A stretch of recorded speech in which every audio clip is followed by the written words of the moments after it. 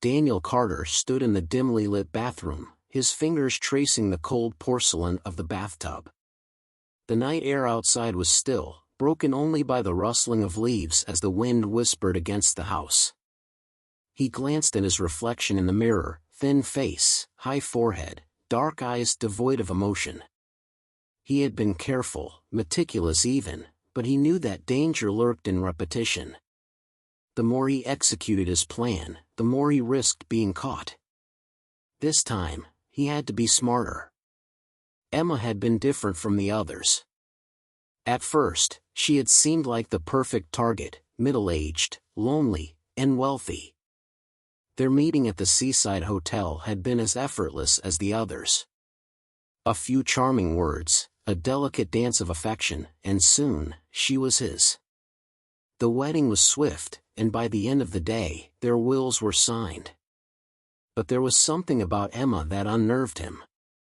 She wasn't as naive as she appeared.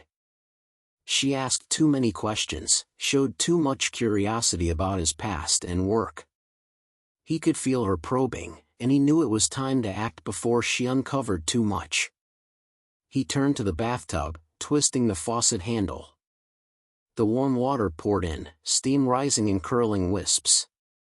Above the tub, the small electric heater with its glowing red bars hummed softly, its green casing blending into the newly painted walls. A sense of finality washed over him. This would be the last night he had to worry about Emma. Downstairs, he heard the creak of the front door. Emma had stepped into the garden, her silhouette briefly visible in the moonlight. He disliked her being outside alone. The new neighbors had moved in recently, and he couldn't risk her forming any connections. A friendly chat could lead to questions he couldn't afford to answer. From his pocket, he retrieved a small plastic bottle, its label worn from handling. He had read the instructions countless times, committing every word to memory.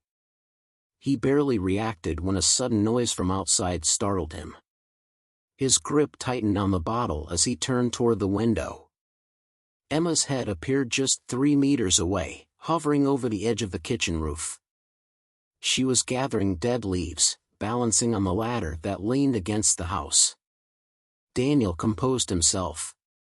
"What are you doing there, dear?" he asked smoothly.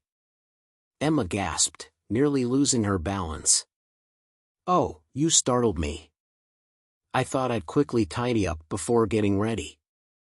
But I'm preparing your beauty bath for you," he said, forcing warmth into his voice. She smiled, oblivious. "It's nice of you to take such trouble, Daniel." "Not at all.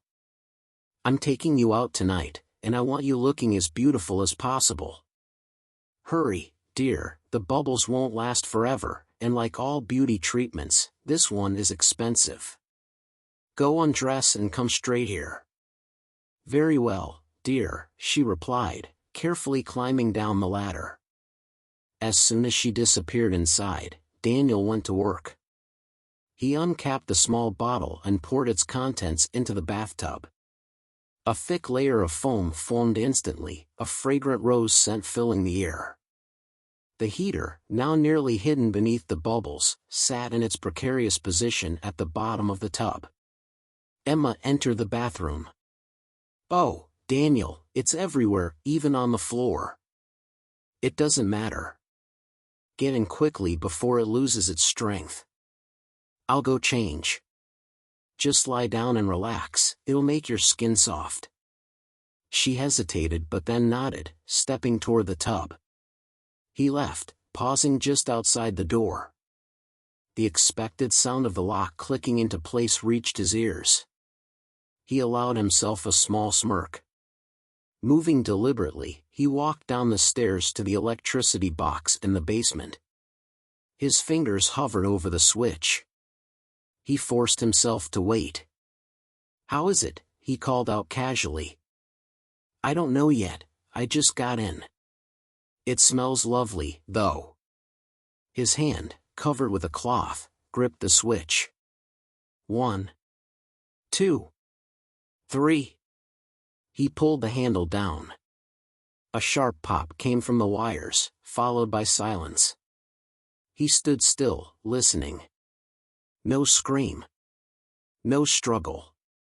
Just the stillness of a house about to become a tomb. Daniel exhaled and turned away.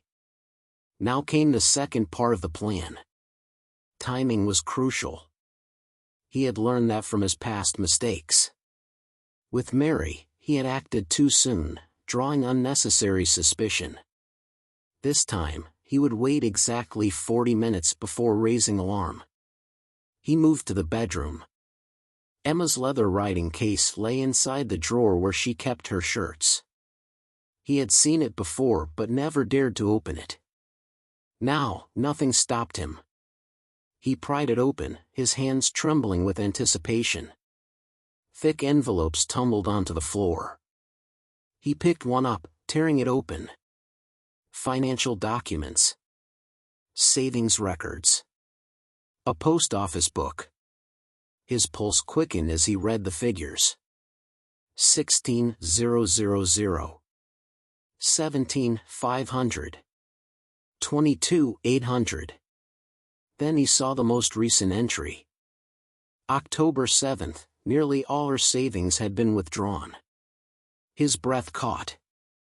Where was the money? Frantic, he rifled through the documents until an envelope with his name stopped him cold. The handwriting was unmistakably Emma's.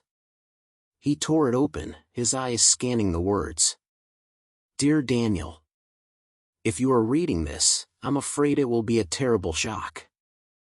I had hoped I wouldn't have to write this, but your behavior has forced me to confront some very unpleasant possibilities. Didn't you realize, Daniel, that any middle-aged woman who suddenly marries a stranger might wonder why he chose her? At first, I believed I was in love with you. But when you asked me to make my will on our wedding day, I began to worry. Then, when you started making changes to the bathroom, I knew I had to act. So, I went to the police. Have you noticed our next-door neighbors never speak to you? That's because they aren't who they seem. They're undercover officers, Daniel. The policewoman showed me newspaper clippings, stories about two women who died in bathtub accidents shortly after their marriages. The husband at the funerals looked strikingly familiar. You. The police have been looking for you since your second wife's brother provided them with those photos. They needed proof. That's why I agreed to help. I had to play my part. And now, if you find that I've disappeared from the bathroom, you'll know that I've climbed out over the kitchen roof and am sitting safely in the neighbor's house. I was foolish to marry you, Daniel, but not as foolish as you believed. Emma. Daniel's hands shook as he finished the letter. His mouth twisted into a sneer of disbelief. Then, in the suffocating silence, he heard it, the unmistakable sound of the back door opening. Heavy footsteps rushed up the stairs. The trap had closed.